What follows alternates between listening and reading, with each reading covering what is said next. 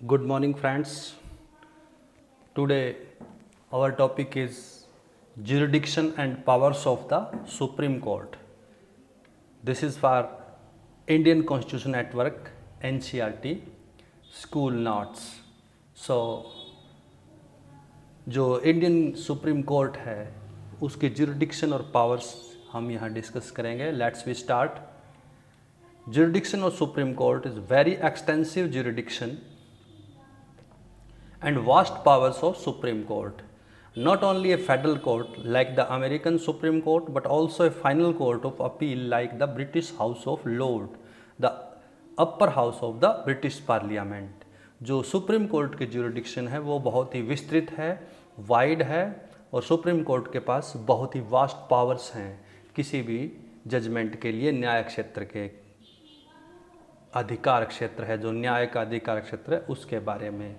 यह एक federal court ही नहीं है सुप्रीम अमेरिका के सुप्रीम कोर्ट की तरह.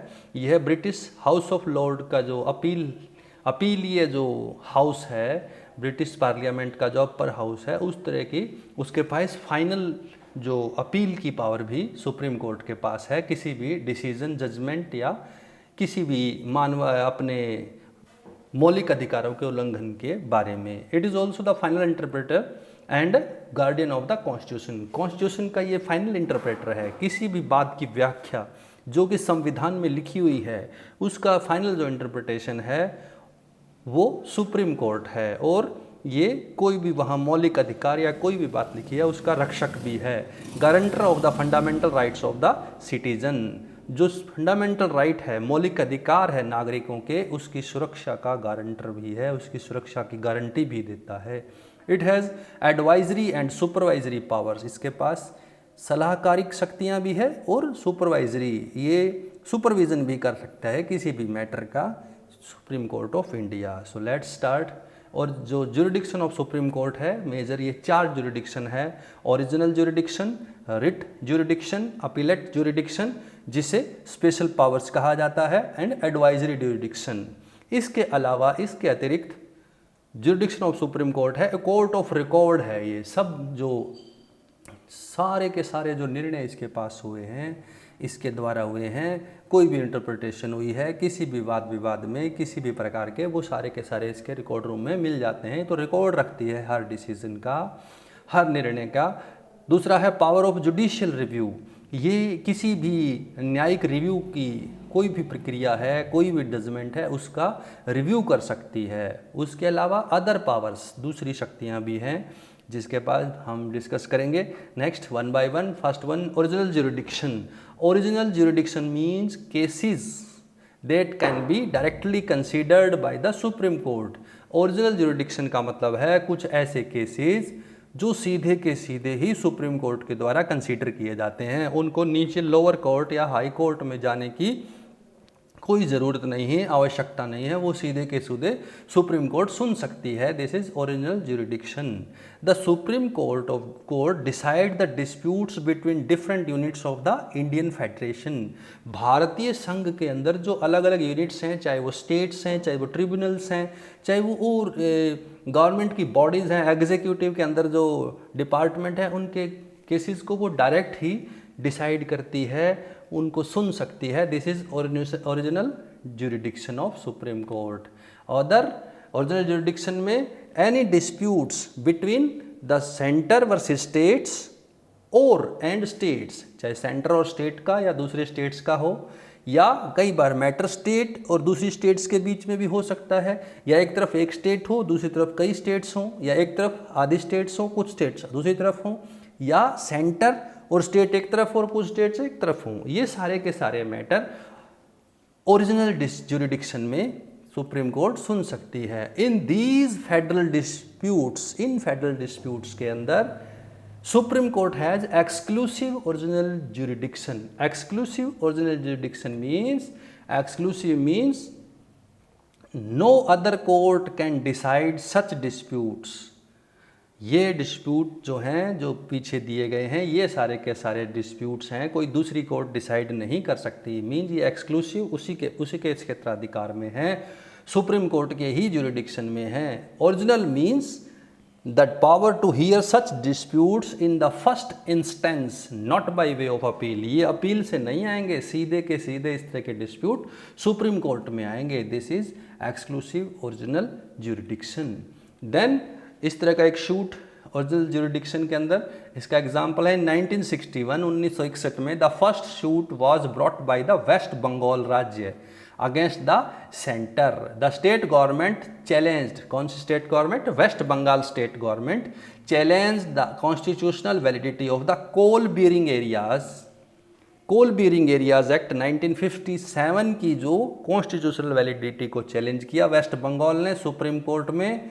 जो एक्ट था 1957 का उसको सुप्रीम कोर्ट में वेस्ट बंगाल ने 1961 में चैलेंज किया, लेकिन Supreme Court dismissed the suit by upholding the validity of act. लेकिन सुप्रीम कोर्ट ने वेस्ट बंगाल की जो अपील थी या जो एप्लीकेशन थी वो डिसमिस कर दी। ये this was the suit under the original jurisdiction of Supreme Court. It was the first case which was taken in 1961। तो ये है original jurisdiction. Then second one है writ jurisdiction.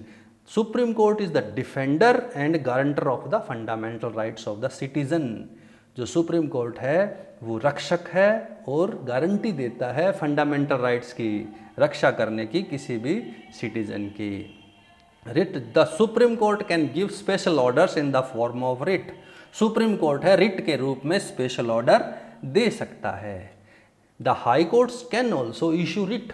Writ High Court भी issue कर सकता है। Now through such writs the court can give orders to the executive को order दे सकता है टू एक्ट और not to act in a particular way. किसी भी एक पर्टिकुलर वे में कार्य करने या ना करने के ऑर्डर भी दे सकता है हाई कोर्ट भी।